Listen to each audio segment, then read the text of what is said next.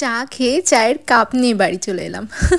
High, this is প্রমা। এটা ছিল মামার বাড়ি থেকে বাড়িতে এসে সকালে বাবা আমাকে পরোটা আর ডাল কিনে দিয়েছিল, সেটা রোদে বসে খাচ্ছিলাম। দেন বাড়ির পাশে একটা ইনভিটেশন ছিল, তো সেখানে চলে গেলাম। ফার্স্টে ছিল চিংড়ি মাছ, যেটা খুব সুন্দর ছিল। দেন ইলিশ মাছ, মাটন, আর শেষে ছিল কোক আর দই।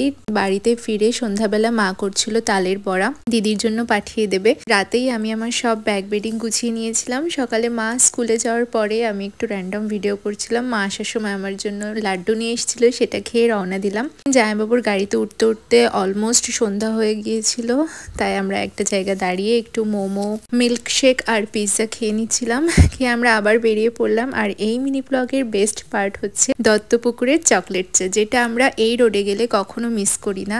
আমরা দিদির জন্য চা পার্সেল করে নিয়ে এসেছিলাম, কারণ এতই পছন্দ করে। আর আমি আমার আর জামাইবাবুর কাপটা বাড়িতে নিয়ে চলে এসেছি, কারণ আমি ভেবেছি এটা দিয়ে কিছু করব, যেটা আমি তোমাদের কিছুদিন পর দেখাতে পারবো, কারণ আমার 2 দিন পর থেকে এক্সাম শুরু হচ্ছে। So please pray for me.